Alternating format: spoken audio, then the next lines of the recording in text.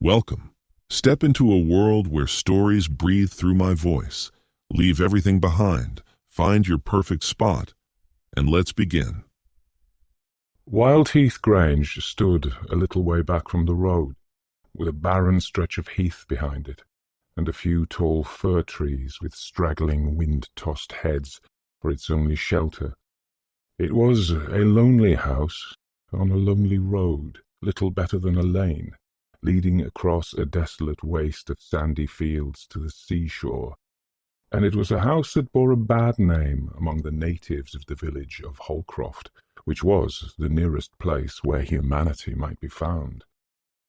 It was a good old house, nevertheless, substantially built in the days when there was no stint of stone and timber, a good old grey stone house with many gables, deep window seats, and a wide staircase, long dark passages, hidden doors in queer corners, closets as large as some modern rooms, and cellars in which a company of soldiers might have lain perdu.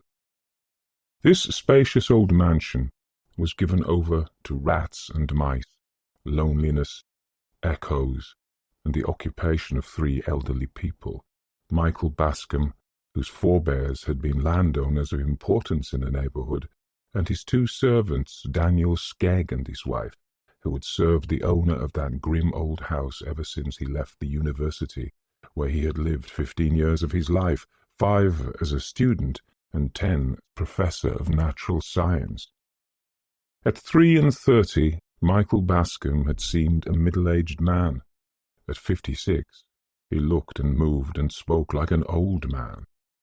During that interval of 23 years he had lived alone in Wildheath Grange, and the country people told each other that the house had made him what he was. This was a fanciful and superstitious notion on their part, doubtless, yet it would not have been difficult to have traced a certain affinity between the dull grey building and the man who lived in it. Both seemed alike remote from the common cares and interests of humanity.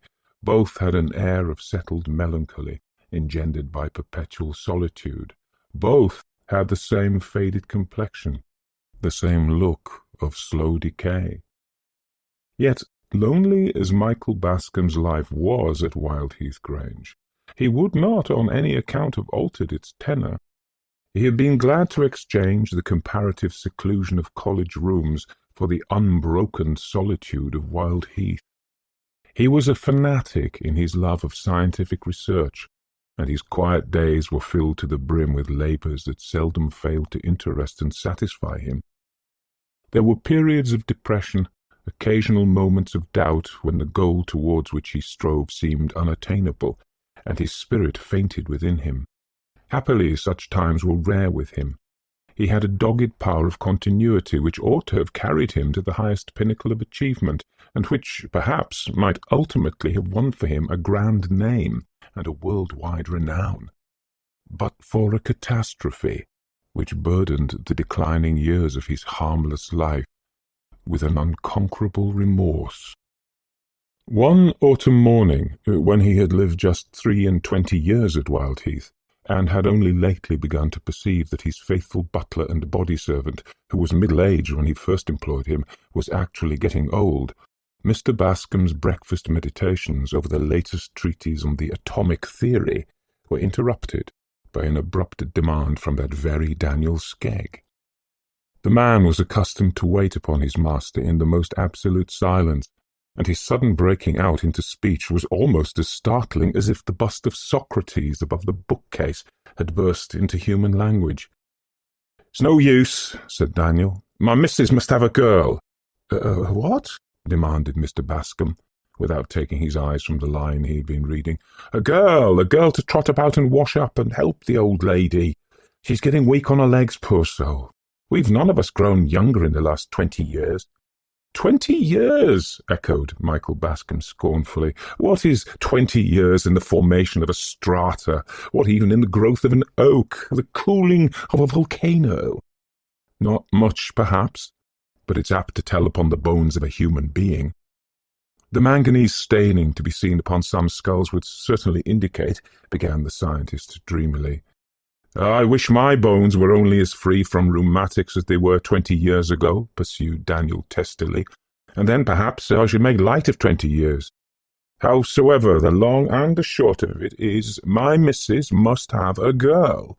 She can't go on trotting up and down these everlasting passages, and standing in that stony scullery year after year, just as if she were a young woman. She must have a girl to help.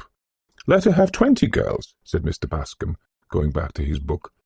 What's the use of talking like that, sir? 20 girls indeed. We shall have rare work to get one.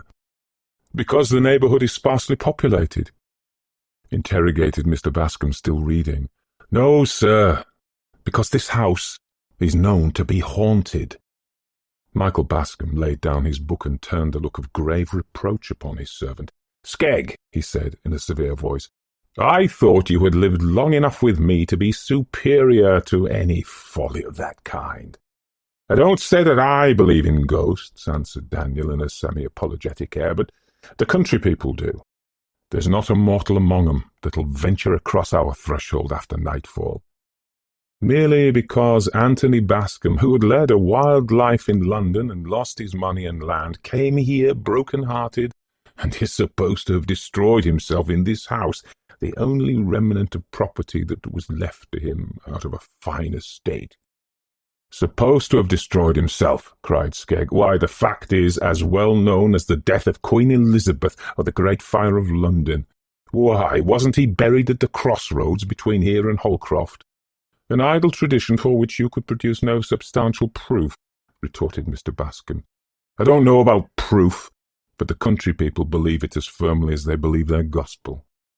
If their faith in the gospel was a little stronger, they need not trouble themselves about Anthony Bascom. Well, grumbled Daniel, as he began to clear the table, a girl of some kind we must get, but she'll have to be a foreigner, or a girl that's hard driven for a place. When Daniel Skegg said a foreigner, he did not mean a native of some distant clime, but a girl who had not been born and bred at Holcroft. Daniel had been raised and reared in that insignificant hamlet, and small and dull as it was, he considered the world beyond it only margin. Michael Bascom was too deep in the atomic theory to give a second thought to the necessities of an old servant. Mrs. Skegg was an individual with whom he rarely came into contact. She lived, for the most part, in the gloomy region at the north end of the house, where she ruled over the solitude of a kitchen that looked like a cathedral, and numerous offices of the scullery, larder, and pantry class, where she carried on a perpetual warfare with spiders and beetles, and wore her old life out in the labour of sweeping and scrubbing. She was a woman of severe aspect, dogmatic piety, and a bitter tongue. She was a good plain cook, and ministered diligently to her master's wants. He was not an epicure, but liked his life to be smooth and easy, and the equilibrium of his mental power would have been disturbed by a bad dinner. He heard no more about the proposed addition to his household for a space of 10 days, when Daniel Skegg again startled him amidst his studious repose by the abrupt announcement, "I've got a girl." "Oh," said Michael Bascom, "have you?" And he went on with his book. This time he was reading an essay on phosphorus and its functions in relation to the human brain. "Yes," pursued Daniel in his usual grumbling tone, "she was a waif and stray, or I shouldn't have got her. If she'd been a native, she'd never have come to us." "I hope she's respectable," said Michael. "Respectable? That's the only fault she has, poor thing. She's too good for the place. She's never been in service before, but she says she's willing to work, and I dare say my old woman will be able to break her in. Her father was a small tradesman at Yarmouth. He died a month ago, and left this poor thing homeless. Mrs. Midge at Holcroft is her aunt, and she said to the girl, 'Come and stay with me till you get a place,' and the girl has been staying with Mrs. Midge for the last 3 weeks, trying to hear of a place. When Mrs. Midge heard that my missus wanted a girl to help, she thought it would be the very thing for her niece Maria. Luckily Maria had heard nothing about this house, so the poor innocent dropped me a curtsy and said she'd be thankful to come, and would do her best to learn her duty. She'd had an easy time of it with her father, who'd educated her above her station, like a fool as he was," growled Daniel. "By your own account, I'm afraid you've made a bad bargain," said Michael. "You don't want a young lady to clean kettles and pans." "If she was a young duchess, my old woman would make her work," retorted Skegg decisively. "And pray, where are you going to put this girl?" asked Mr. Bascom, rather irritably. "I can't have a strange young woman tramping up and down the passages outside my room. You know what a wretched sleeper I am, Skegg. A mouse behind the wainscot is enough to wake me." "I've thought of that," answered the butler, with his look of ineffable wisdom. "I'm not going to put her on your floor. She's to sleep in the attics." "Which one?" "The big one at the north end of the house. That's the only ceiling that doesn't let water. She might as well sleep in a shower bath as in any of the other attics." "The room at the north end," repeated Mr. Bascom thoughtfully. "Isn't that—" "Of course it is," snapped Skegg, "but she doesn't know anything about it." Mr. Bascom went back to his books and forgot all about the orphan from Yarmouth, until one morning, on entering his study, he was startled by the appearance of a strange girl in a neat black and white cotton gown, busy dusting the volumes which were stacked in blocks upon his spacious writing-table, and doing it with such deft and careful hands that he had no inclination to be angry at this unwonted liberty. Old Mrs. Skegg had religiously refrained from all such dusting, on the plea that she did not wish to interfere with the master's ways. One of the master's ways, therefore, had been to inhale a good deal of dust in the course of his studies. The girl was a slim little thing, with a pale and somewhat old-fashioned face, flaxen hair braided under a neat muslin cap, a very fair complexion, and light blue eyes. They were the lightest blue eyes Michael Bascom had ever seen, but there was a sweetness and gentleness in their expression which atoned for their insipid colour. "Hope you don't object to my dusting your books, sir," she said, dropping a curtsy. She spoke with a quaint precision which struck Michael Bascom as a pretty thing in its way. "No, I don't object to cleanliness, so long as my books and papers are not disturbed. If you take a volume off my desk, replace it in the spot you took it from. That's all I ask. I'll be very careful, sir." "When did you come here?" "Only this morning, sir." The student seated himself at his desk, and the girl withdrew, drifting out of the room as noiselessly as a flower blown across the threshold.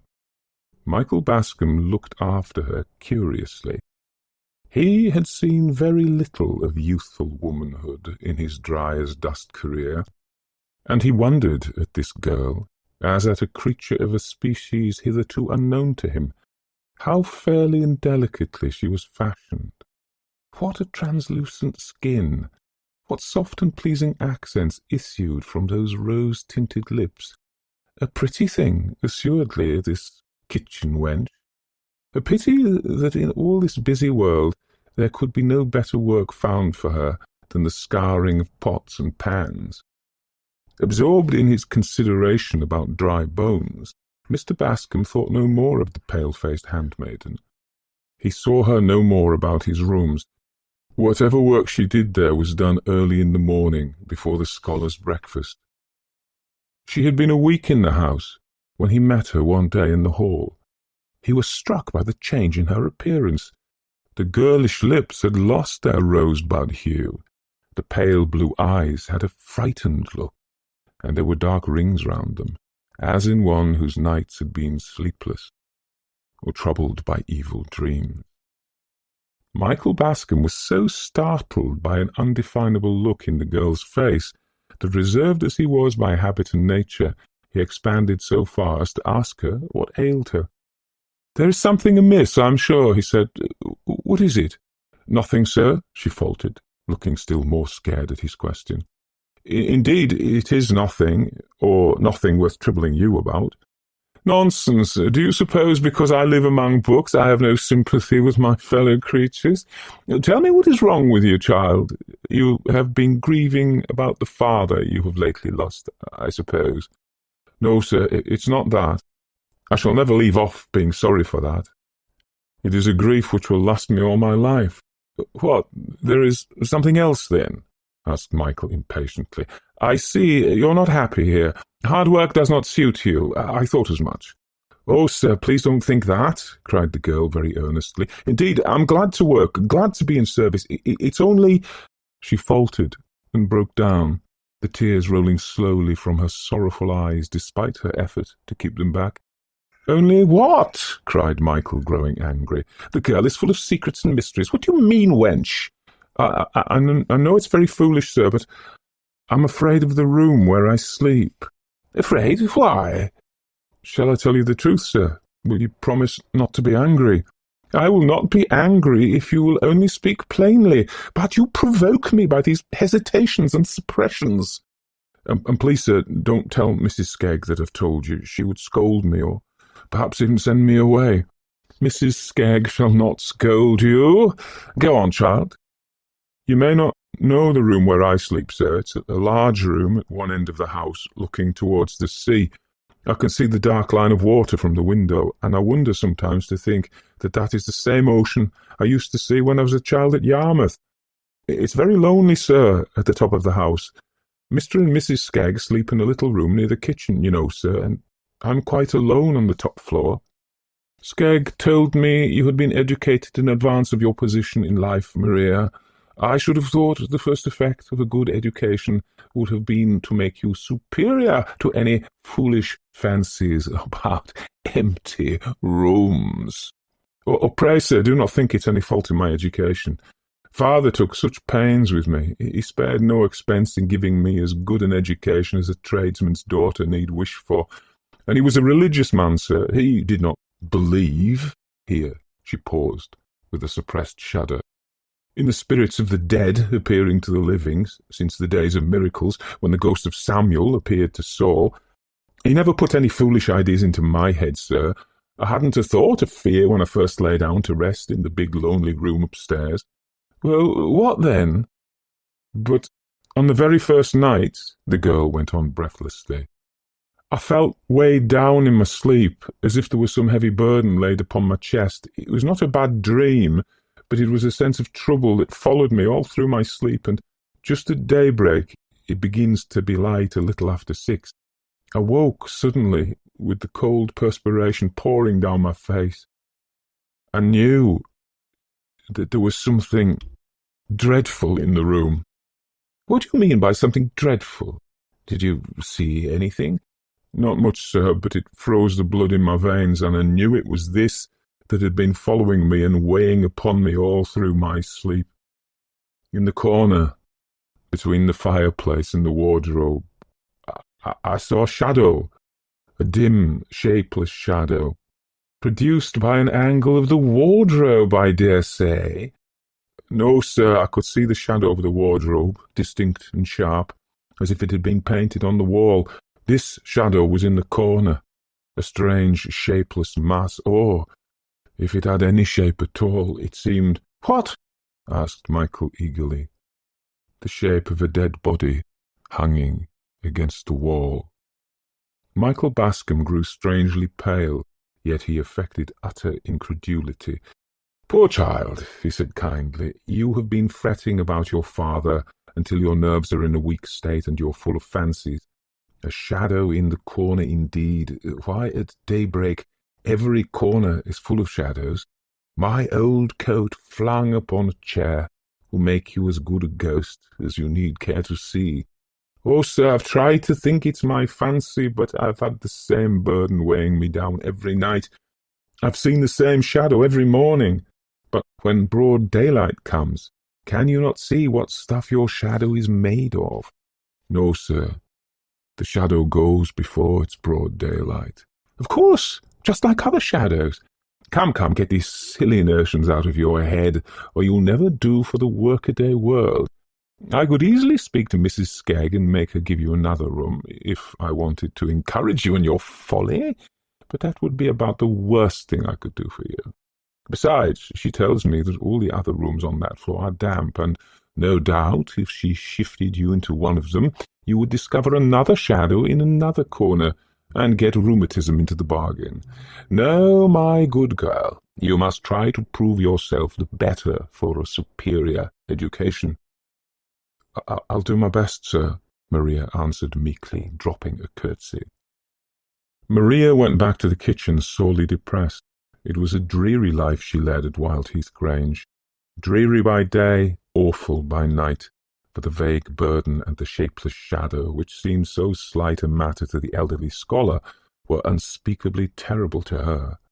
Nobody had told her that the house was haunted, yet she walked about those echoing passages wrapped round with a cloud of fear. She had no pity from Daniel Skegg and his wife. Those two pious souls had made up their minds that the character of the house should be upheld so far as Maria went. To her, as a foreigner, the Grange should be maintained to be an immaculate dwelling, tainted by no sulphurous blast from the underworld.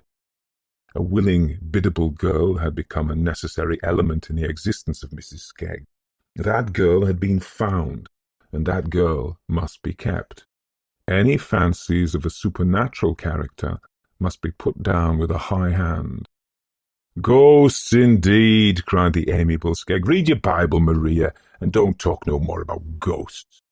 "There are ghosts in the Bible," said Maria, with a shiver at the recollection of certain awful passages in Scripture she knew so well. "Ah, they was in the right place, or they wouldn't have been there," retorted Mrs. Skegg. "You ain't going to pick holes in your Bible, I hope, Maria, at your time of life." Maria sat quietly down in her corner by the kitchen fire and turned over the leaves of her dead father's Bible till she came to the chapters they two had loved best and oftenest read together. He had been a simple-minded, straightforward man, the Yarmouth cabinet-maker, a man full of aspirations after good, innately refined, instinctively religious. He and his motherless girl had spent their lives alone together in the neat little home which Maria had so soon learned to cherish and beautify, and they had loved each other with an almost romantic love. They had had the same tastes, the same ideas. Very little had sufficed to make them happy. But inexorable death parted father and daughter in one of those sharp, sudden partings which are like the shock of an earthquake, instantaneous ruin, desolation, and despair. Maria's fragile form had bent before the tempest. She had lived through a trouble that might have crushed a stronger nature. Her deep religious convictions and her belief that this cruel parting would not be forever had sustained her. She faced life and its cares and duties with a gentle patience which was the noblest form of courage. Michael Bascom told himself that the servant girl's foolish fancy about the room that had been given her was not a matter of serious consideration. Yet the idea dwelt in his mind unpleasantly, and disturbed him at his labours. The exact sciences require the complete power of a man's brain, his utmost attention, and on this particular evening Michael found that he was only giving his work a part of his attention. The girl's pale face, the girl's tremulous tones thrust themselves into the foreground of his thoughts. He closed his book with a fretful sigh, wheeled his large armchair round to the fire, and gave himself up to contemplation.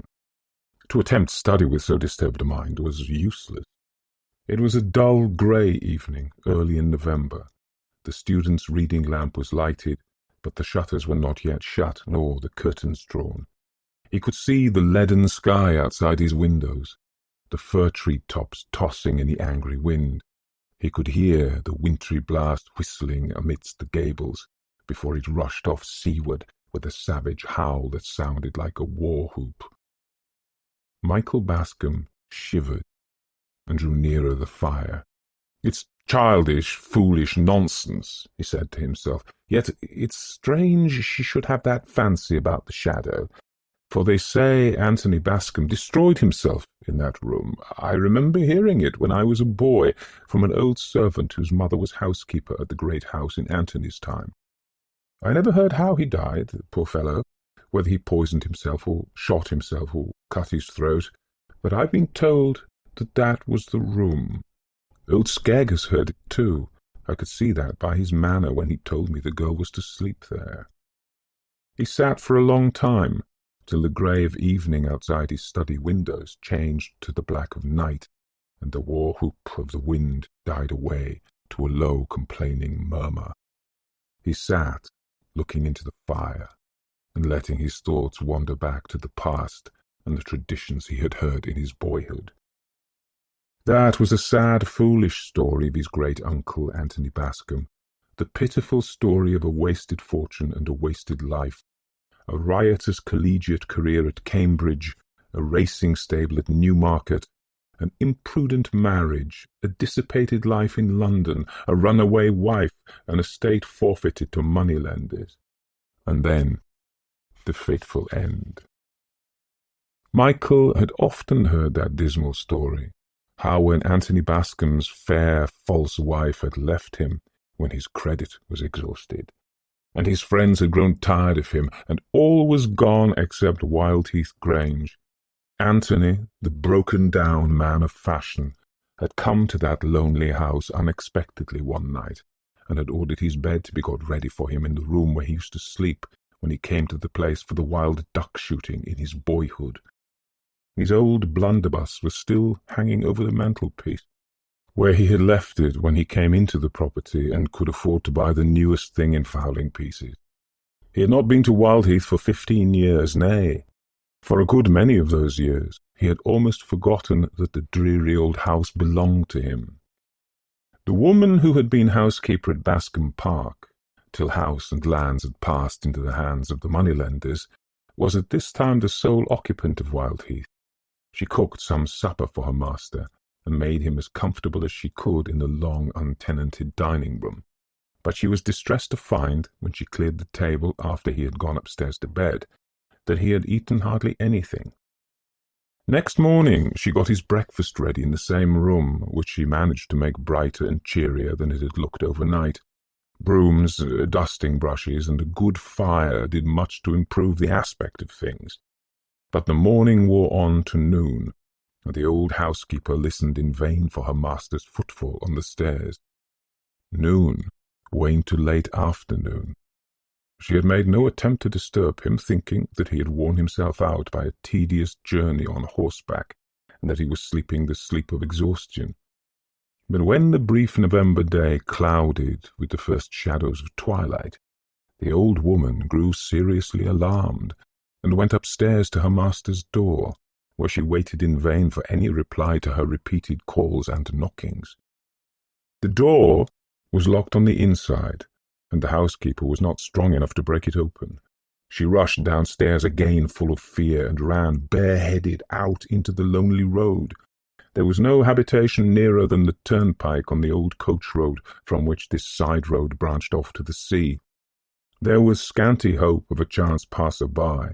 The old woman ran along the road, hardly knowing whither she was going or what she was going to do, but with a vague idea that she must get somebody to help her. Chance favoured her. A cart laden with seaweed came lumbering slowly along from the level line of sands yonder, where the land melted into water. A heavy, lumbering farm labourer walked beside the cart. "For God's sake, come in and burst open my master's door," she entreated, seizing the man by the arm. "He's lying dead or in a fit, and I can't get to help him." "All right, missus," answered the man, as if such an invitation were a matter of daily occurrence. "Whoa, Dobbin! Stand still, horse, and be donged to thee." Dobbin was glad enough to be brought to anchor on the patch of waste grass in front of the Grange garden. His master followed the housekeeper upstairs, and shattered the old-fashioned lock-box with one blow of his ponderous fist. The old woman's worst fear was realized. Anthony Bascom was dead.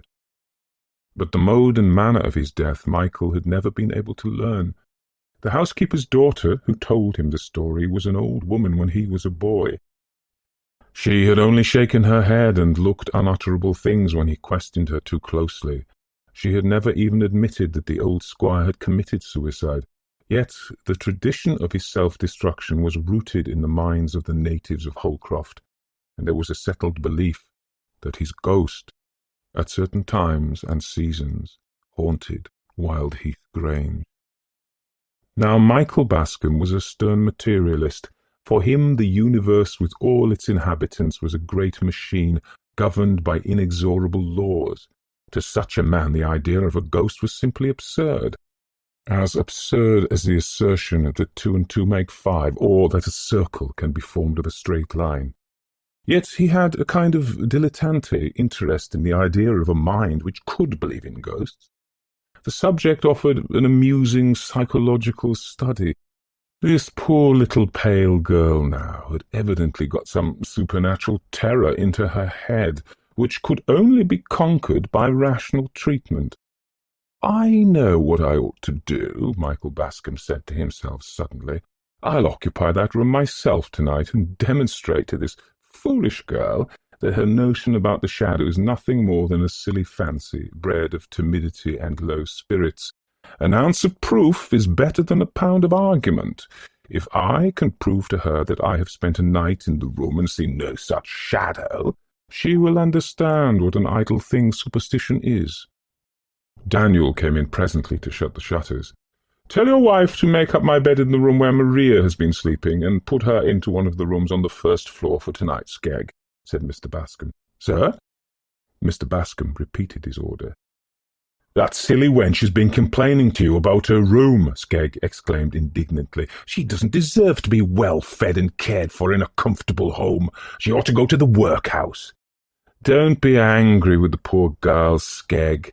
She has taken a foolish fancy into her head, and I want to show her how silly she is," said Mr. Bascom. "And you want to sleep in that room yourself?" said the butler. "Precisely." "Well," mused Skegg, "if he does walk, which I don't believe, he was your own flesh and blood. I don't suppose he'll do you any hurt." When Daniel Skegg went back to the kitchen, he railed mercilessly at poor Maria, who sat pale and silent in her corner by the hearth, darning old Mrs. Skegg's grey worsted stockings, which were the roughest and harshest armour that ever human foot clothed itself withal. "Was there ever such a whimsical, fine, ladylike miss," demanded Daniel, "to come into a gentleman's house and drive him out of his own bedroom to sleep in an attic with her nonsenses and vagaries?" If this was the result of being educated above one's station, Daniel declared that he was thankful that he had never got so far in his schooling as to read words of 2 syllables without spelling. Education might be hanged for him if this was all it led to. "I'm very sorry," faltered Maria, weeping silently over her work. "Indeed, Mr. Skegg, I made no complaint. My master questioned me, and I told him the truth. That was all." "All?" exclaimed Mr. Skegg irately. "All, indeed. I should think it was enough." Poor Maria held her peace. Her mind, fluttered by Daniel's unkindness, had wandered away from that bleak big kitchen to the lost home of the past, the snug little parlour where she and her father had sat beside the cosy hearth on such a night as this, she with her smart workbox and her plain sewing, he with the newspaper he loved to read, the petted cat purring on the rug, the kettle singing on the bright brass trivet, the tea-tray pleasantly suggestive of the most comfortable meal in the day. Oh, those happy nights, that dear companionship! Were they really gone for ever, leaving nothing behind them but unkindness and servitude? Michael Bascom retired later than usual that night. He was in the habit of sitting at his books long after every other lamp but his own had been extinguished. The Skeggs had subsided into silence and darkness in their dreary ground-floor bedchamber. Tonight his studies were of a peculiarly interesting kind, and belonged to the order of recreative reading rather than of hard work. He was deep in the history of that mysterious people who had had their dwelling-place in the Swiss Lakes, and was much exercised by certain speculations and theories about them. The old 8-day clock on the stairs was striking 2 as Michael slowly ascended, candle in hand, to the hitherto unknown region of the attics. At the top of the staircase he found himself facing a dark narrow passage which led northwards, a passage that was in itself sufficient to strike terror into a superstitious mind, so black and uncanny did it look. "Poor child," mused Mr. Bascom, thinking of Maria, "this attic floor is rather dreary, and, for a young mind, prone to fancies." He had opened the door of the north room by this time, and stood looking about him. It was a large room, with a ceiling that sloped on one side, but was fairly lofty upon the other, an old-fashioned room, full of old-fashioned furniture, big, ponderous, clumsy, associated with the day that was gone and people that were dead. A walnut-wood wardrobe stared him in the face, a wardrobe with brass handles which gleamed out of the darkness like diabolical eyes. There was a tall four-post bedstead which had been cut down on one side to accommodate the slope of the ceiling, and which had a misshapen and deformed aspect in consequence. There was an old mahogany bureau that smelt of secrets. There were some heavy old chairs with rush bottoms, mouldy with age and much worn. There was a corner washstand with a big basin and a small jug, the odds and ends of past years. Carpet there was none, save a narrow strip beside the bed. "It is a dismal room," mused Michael, with the same touch of pity for Maria's weakness which he had felt on the landing just now. To him it mattered nothing where he slept, but having let himself down to a lower level by his interest in the Swiss lake people, he was in a manner humanized by the lightness of his evening's reading, and was even inclined to compassionate the weaknesses of a foolish girl. He went to bed, determined to sleep his soundest. The bed was comfortable, well supplied with blankets, rather luxurious than otherwise, and the scholar had that agreeable sense of fatigue which promises profound and restful slumber. He dropped off to sleep quickly, but woke with a start 10 minutes afterwards. What was this consciousness of a burden of care that had awakened him? This sense of all-pervading trouble that weighed upon his spirits and oppressed his heart? This icy horror of some terrible crisis in life through which he must inevitably pass? To him, these feelings were as novel as they were painful. His life had flowed on with smooth and sluggish tide, unbroken by so much as a ripple of sorrow.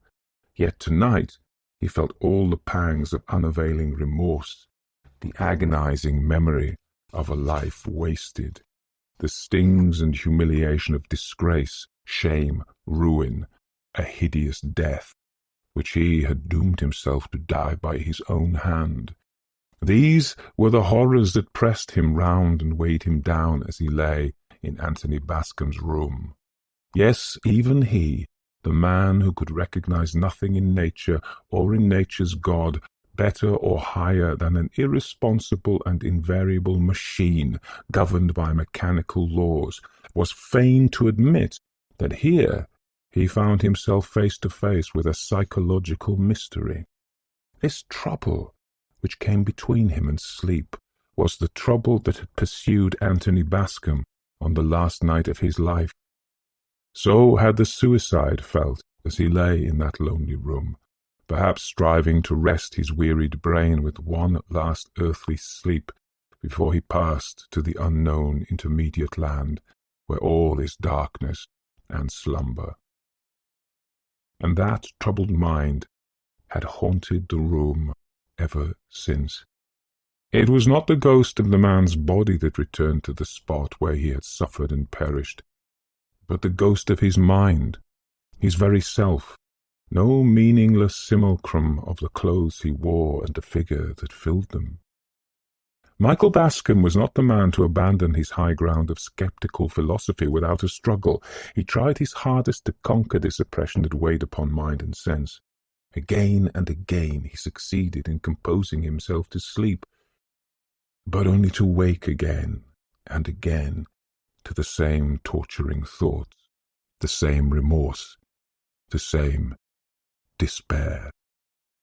So the night passed in unutterable weariness, for though he told himself that the trouble was not his trouble, that there was no reality in the burden, no reason for the remorse, these vivid fancies were as painful as realities, and took as strong a hold upon him. The first streak of light crept in at the window, dim and cold and grey. Then came twilight, and he looked at the corner between the wardrobe and the door.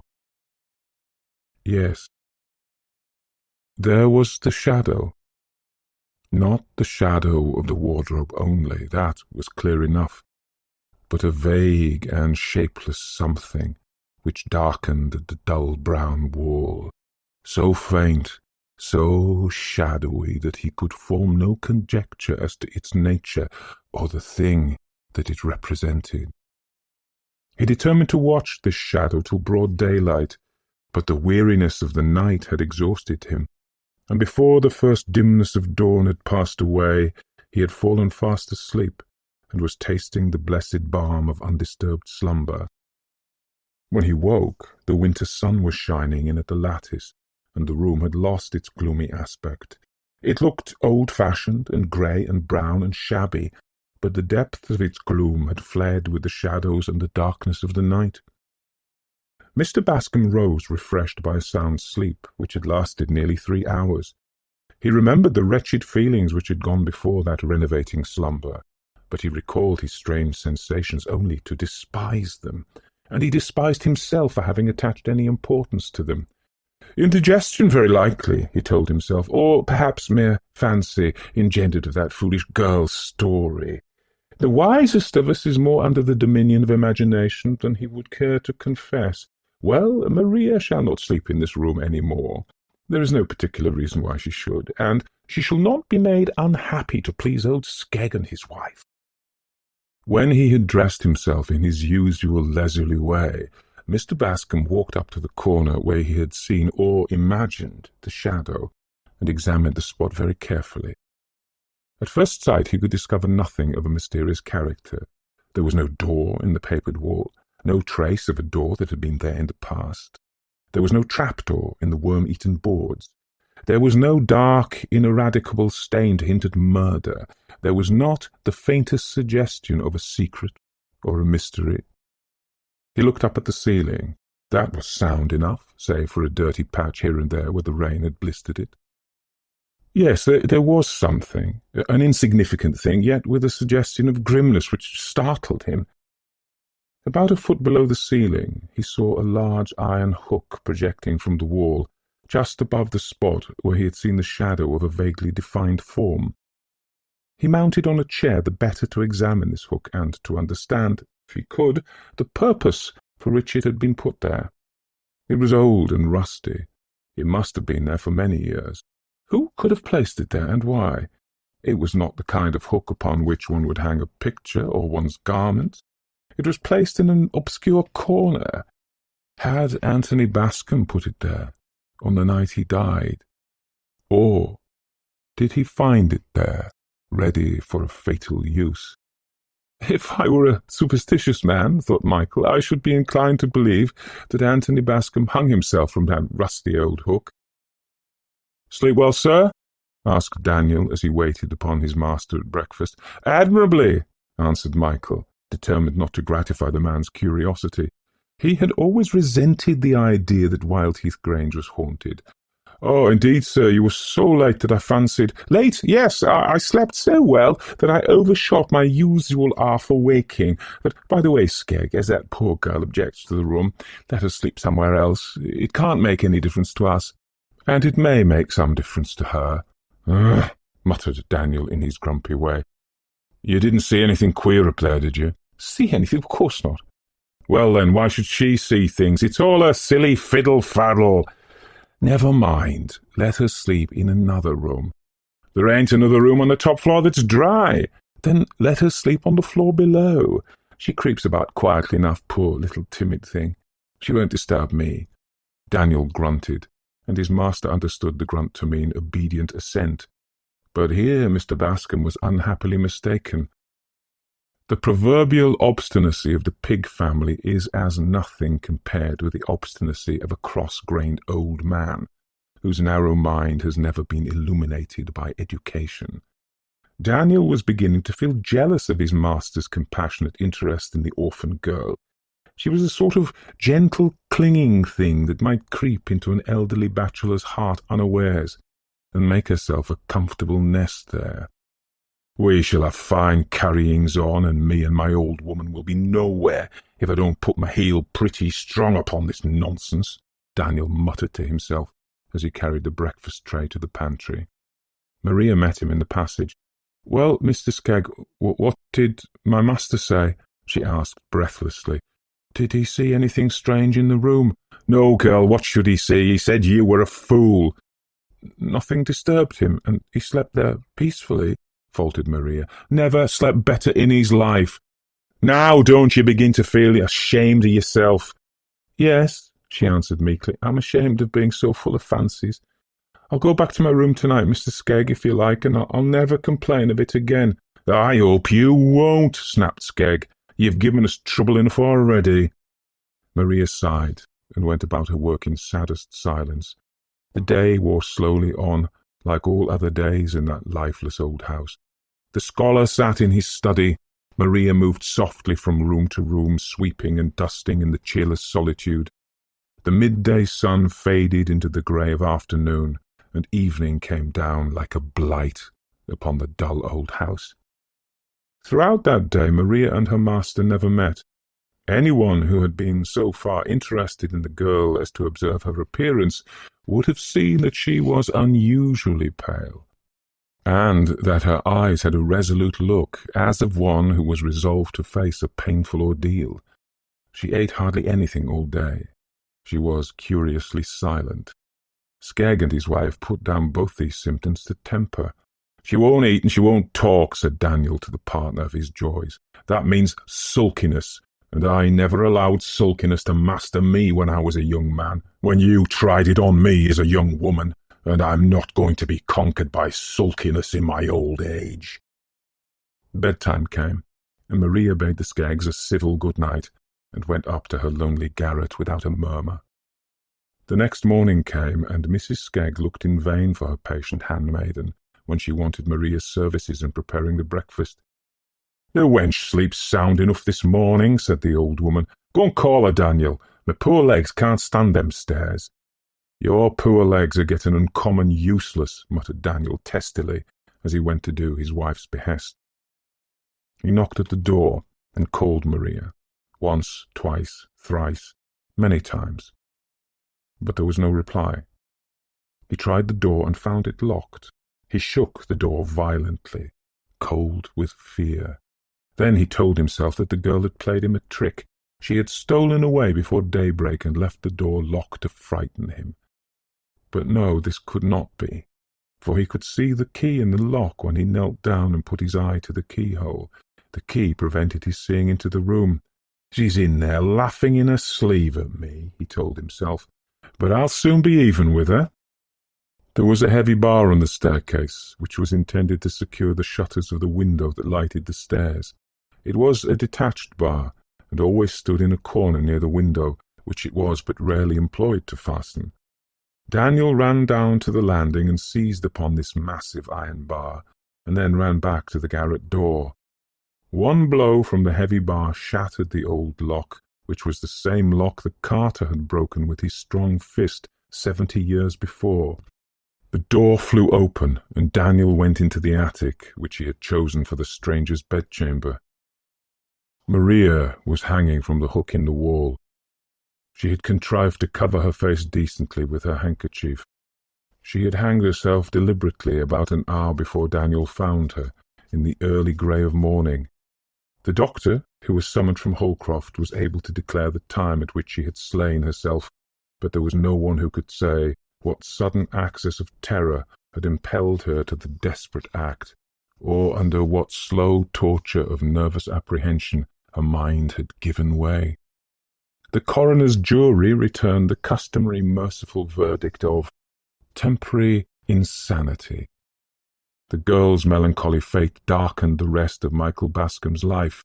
He fled from Wildheath Grange as from an accursed spot, and from the Skeggs as from the murderers of a harmless innocent girl. He ended his days at Oxford, where he found the society of congenial minds and the books he loved. But the memory of Maria's sad face and sadder death was his abiding sorrow. Out of that deep shadow, his soul was never lifted. I hope you felt every word of this journey, just as deeply as I felt telling it to you. If you want to stay part of the story, hit subscribe and ring the bell. Something even more captivating is already on its way. Until next time.